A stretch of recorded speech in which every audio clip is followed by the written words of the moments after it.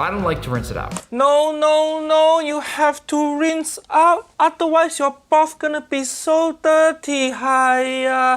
After many requests, we're gonna see how Nick DiGiovanni makes his ramen, with Uncle Roger commentating. My name is James. I've been cooking for many years in the United States and over here in Europe, and I have plenty of other recipe videos on my YouTube channel as well. And if you do happen to enjoy this video, then be sure to give it a like and maybe a share, and check out the rest of my videos as well if you want to see more of my content. Oh, and don't forget to subscribe so you don't miss out on any new videos coming up. Now, let's get started. I know so many of you have asked for ramen for so long. So today, we're making tonkatsu ramen. What he say? What he say? So today, we're making tonkatsu ramen. Tonkatsu. Nephew Nick, I think you mean tonkotsu. In Japanese, ton mean pork, kotsu mean bone. So tonkotsu ramen makes sense. It's pork bone ramen. But katsu mean cutlet. So tonkatsu mean fried piece of pork. That completely different thing. Say it properly. Tonkotsu. Tonkotsu. At least Nick is trying, and if I mispronounce anything in this video, guys, then it's okay to let me know, but take it easy on me because I don't speak Japanese. I've already started a couple things. So for now, let's pop back to yesterday when I hadn't shaved yet, and we'll go to an Asian market. So we've just pulled up to this. This is him with stubble. Uncle Roger can grow better beard than you. Hi. I can't imagine Uncle Roger with a beard, but my beard grows pretty quick. This is about 5 days. So the first things we're gonna grab is a bunch of pork bones and chicken bones for that really flavorful stock. Pork bone, chicken bone, correct. But nephew Nick, iron your shirt. Hi. Harvard graduate, can't afford iron. This is the second video that we've seen of Nick, and the second time that we've seen him also go to a grocery store. It feels like negative 8 million degrees in here. I'm frigid. Oh, you should join Team Auntie Helen. She frigid also. Well, we got the pork belly, so let's get home and make some ramen. There's nothing like a good Japanese eggplant. Gotta find a place to put this for the drive. Ugh. Uncle Roger wish I didn't see that. Nephew Nick, apologize to the children. Hi. I'm gonna start making that amazing ramen broth. First, I'm gonna go in with... Now, I understand why Nick is using a glass stock pot today, because it is much easier to show us, the audience, what's going on, how he's cooking and everything, instead of having to put a camera over the pot. But if you are going to be using one at home, I would just say to be careful, because in the end, it is glass. It's tempered glass, but it is still glass, and even though it's, you know, heat proof and everything, it can still break.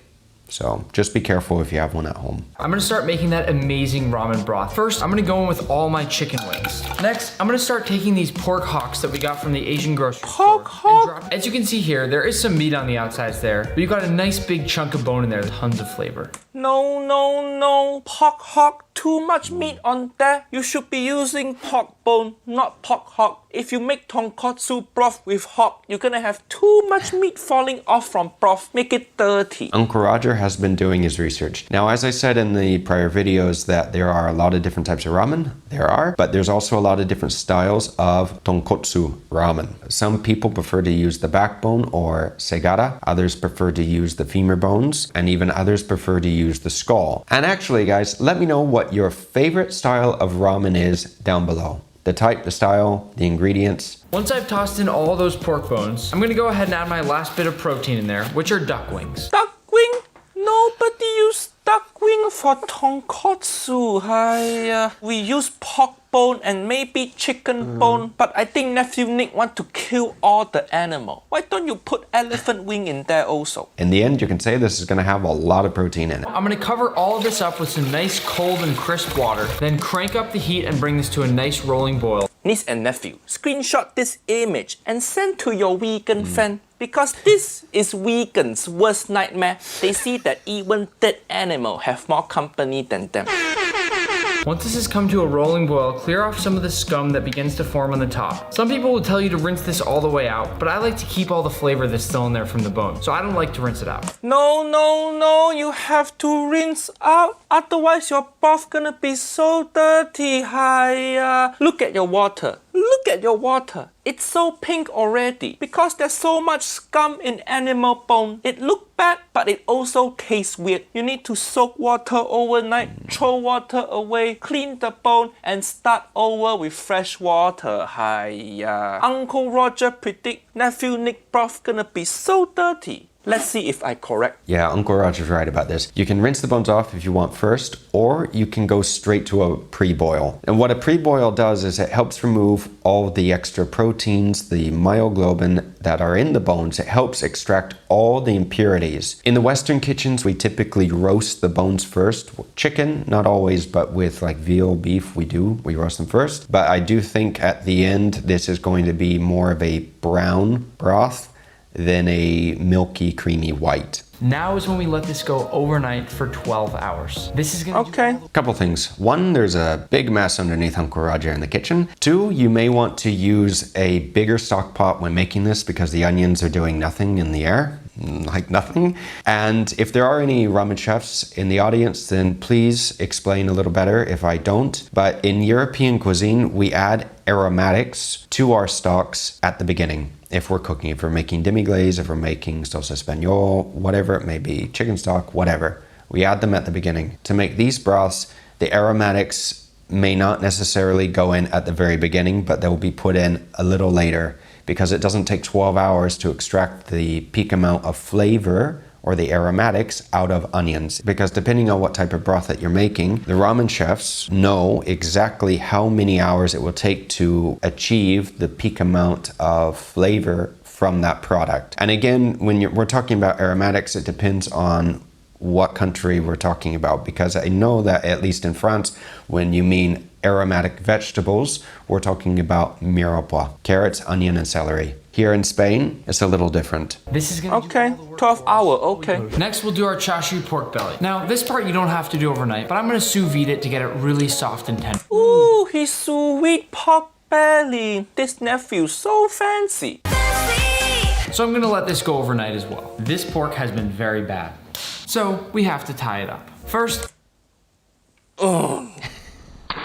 Ew, don't spank your dinner. Get room and spank your girlfriend. Leave the poor pork alone. for our sous vide, the first thing we'll do is put this finely rolled up pork into a nice large bag. Add 4 cloves of garlic, a few hunks of ginger, green onion. If you don't have the proper equipment at home, you can do what Nick is doing by improvising and using a Ziploc bag. It'll work the same, but you need to make sure that you get all the excess air out of the bag. Soy sauce. Try to make it a Ingredient nice not cayenne bad. soy sauce. Mirin. Okay. 1/3 cup of this extremely pungent fish sauce. Fish sauce Nice a little bit handful of weird. white sugar, about a half a cup or so. Then inside the bag, we're gonna massage the heck out of our meat. Stop it, hiya. Are you making cooking video or auditioning for bang bros? I feel bad for this guy girlfriend now. I think he will do to girlfriend what he do to pork belly. Spank her, tie her up, and dip her in fish sauce. That actually sounds quite nice. Sorry, children. Now we're gonna roll this up extremely Okay, tight but at least he marinate the meat, so not like Jamie Oliver, white pork belly. I was actually going to mention Jamie, and Uncle Roger beat me to it. It does already look better than the chashu in the previous video, though. It really does. and cook this overnight for about 12 to 15 hours. Okay, it's the next morning. I was tending to that ramen broth throughout the night. Oh really? I thought you would be spanking someone.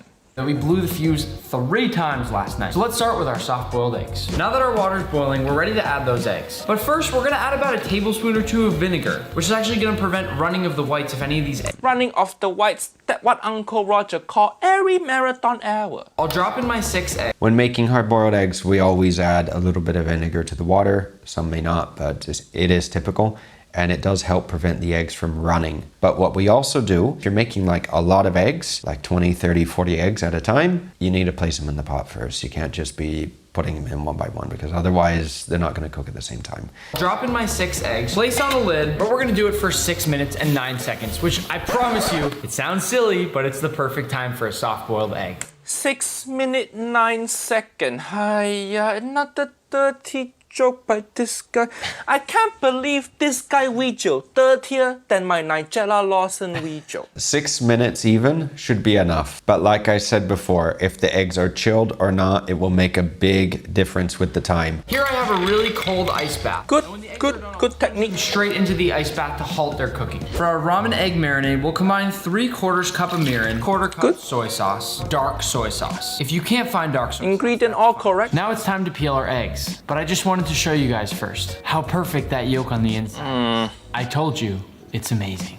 Uncle Roger feel like I need shower after watching this video. Drop them right in that soy bath. I'll cover these with plastic wrap and allow them to soak for several hours.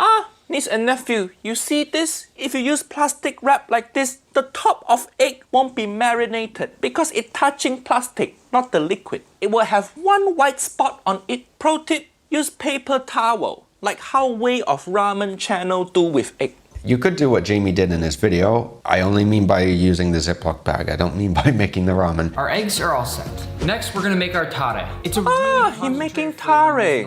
This already better than Jamie and Nigella ramen. Tare is the soul of ramen. It's the flavoring for the broth. You already have flavor with the ramen. You already have flavor with the broth. You have flavor with a lot of the other elements that you add to the ramen. The tare helps add seasoning to it, helps add the salt. Add about 3.5 to 4 cups of water, 3 sheets of kombu, and really let this heat up, but we don't want to boil it. We're actually looking to Correct. Don't boil kombu. Basically, dashi is this umami-packed Japanese soup stock. It's used in so many different things, and this is how we're gonna build the foundation. This guy really loves shot of his hand. So many close-up of his hand. Is he hand model of something? Imagine if Uncle Roger make cooking video and all you see is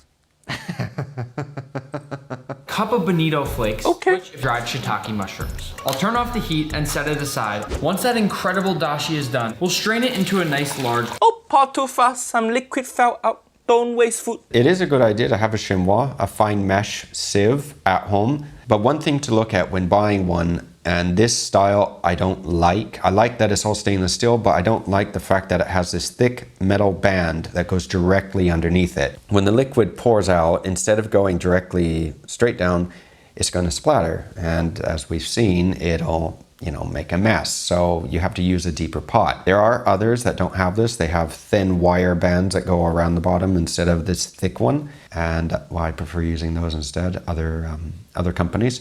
But in any case, if you don't have one, you should, because they do collect a lot of the impurities. Now, keeping about 2 cups of our dashi, we'll create our tare by adding 1 cup of soy sauce. Oh, good. 1 cup This of tare mirin, look like it 1/2 got so cup much of sake, umami. 2 So no tablespoons need of vinegar, MSG. 6 cloves of garlic, and then about 2 tablespoons of black peppercorns. Now we're gonna let Okay, our tare, sit not just like bad. the- Now for our ramen. Please do not use dry instant ramen noodles. This is an absolute no-go.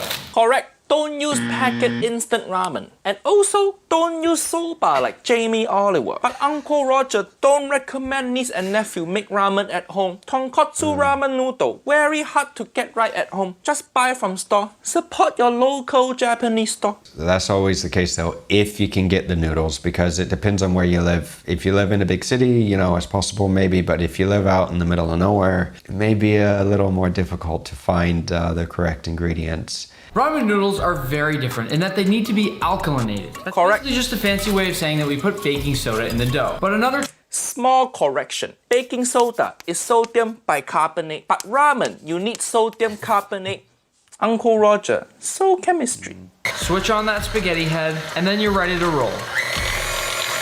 I have to say, it looked pretty good. These look absolutely fantastic. Get it with a nice spray of bread flour, just so nothing sticks. I have to give it to Nick. He wanted to do it the hard way. Good for him. If you don't want to go this route, I would suggest doing what Uncle Roger said.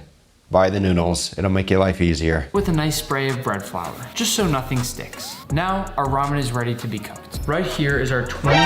What? What? That is disgusting. Why this ramen broth look like this? This look like roadkill. Tonkotsu broth not supposed to look like dirt water. This what it's supposed to look like. If your ramen broth look like mud, you fucked up. Uncle Roger, right? I predicted earlier his ramen broth gonna be so dirty. He didn't wash his bone, he didn't throw out water, and his bone have too much meat on there. This broth as dirty as nephew Nick brain. Gotta find a place to put this for the dry. This pork has been very bad. 6 minutes and 9 seconds. This broth messier than Auntie Helen and my divorce. I think I could hire Uncle Roger in the kitchen, but Uncle Roger is right. This should be whiter, this should be creamier, and I'm sure it still has a lot of flavor. I'm sure that Nick did skim a lot of the crud, the fat, the all the foam that built up on top off. He didn't show us the process, but it should be whiter, creamier than this, and yeah. We're gonna strain off all this broth to make it nice and smooth. Even if you strain, you can't strain out the brown color. Next we have our chashu, which is our Japanese pork belly. What you're looking at here is pork belly that's cooked the entire night, but I just can't help it. I have to spank it. Lastly though, I do want you to look at the meat on the sides there. Soft, perfectly tender pulled pork. Pork belly, it's been a pleasure getting to know you these last 24 hours, but now it's time to cut it. No, don't cut pork belly when it hot. It's not solid enough. You have to take pork belly out, chill it overnight, and then cut it when it's colder. What Uncle Roger is explaining is that when it's colder, when the meat is colder, it will be much easier for you to cut thinner pieces of it instead of cutting it when it's hot, because right now it's going to fall apart. The other thing is you may want to put like an extra glaze on the chashu so you have extra flavor and maybe even make it a little extra crispy when you eat it. Funny, it's almost so soft and tender that I can't really get any slices, but give it What I tell you? What I tell you? so that's good enough for me. Once I've pulled off the pork belly's thong, I can get a few more good See, slices. if you But again, chop like this, inside, too tender to do what we're looking for. you just making pulled pork now. This not chashu. Now it's time to finally open up those soft-boiled eggs. First, let's cross our fingers that we got that color from those eggs. Just to show you a little spot on the top of the egg that was not submerged. See? Uncle Roger predicted this also. We're gonna cut through that egg. Very clean and keeping all of that yolk inside. Texture As you good, can see, the texture outside very of the good. egg have clearly gotten some of that soy. Maybe you can submerge a bit more time because you see it brown on outside, white on inside, just like Auntie Hersha. And boy, oh boy, aren't those yolks incredible. Just look at how soft and amazing it is. Now we've reached the final shot where we assemble. I know this is the moment you've all been waiting for, so let's get started. His hand again. After mixing it around a little bit, I'll place in a nice spoonful or two of my tare. That's gonna Tare go in. Then comes my actual broth. You know, if we take the tare and the stock and we put them side by side, they look almost identical. The whole top layer. His dirty broth. So it's amazing to finally be able to put it into the bowl. Where are the actual ramen noodles? Those should be placed into this hot broth immediately when they finish. So into this pot, those should be placed into this hot broth immediately. You say it should be placed immediately, but then you haven't even prepared ramen to go in. Does the word immediately mean something different to you? You should cook the ramen beforehand and everything go in at the same time. Don't cook ramen after you start plating. Because when you're cooking ramen, the broth gonna get cold. If you want to boil something super quickly, one trick that Nick is actually doing here, and it's a very good little trick, is to put the water in the tea kettle and let that boil, because the tea kettle, mine especially, will boil water in under a minute. It's a lot faster than just putting the water on and leaving it on the stovetop. It takes a little longer. It's boiling over very high heat, I'll toss in our ramen. And then for just a minute and 30 seconds or so, we'll let this cook. Admire how amazing my Look a bit soft. After 1 or 2 shakes, put it directly into my ramen broth. And now we're ready for that final plating. So in go our enoki mushrooms. That's so much enoki. It feels like you having enoki with side of ramen. Then we'll go right in the middle with those gorgeous eggs. Then we have our beautiful pork. Then a nice generous handful of green onions. And last but not least, some nori that I've actually gotten straight. Nori weird shape. There is one of the most gorgeous ramen bowls I've ever seen. Now, before we eat this, I want to paint the pork in a little bit more fat. And then Okay, just give it a that little fancy. torch, some color Torching. and flavor. Yeah, but torching good, but don't torch your pork next to the egg. You're gonna cook the egg by accident. Torch it elsewhere. Your house so big, go find some other room to torch your pork. It would honestly be fun to see him in the kitchen. It really would be.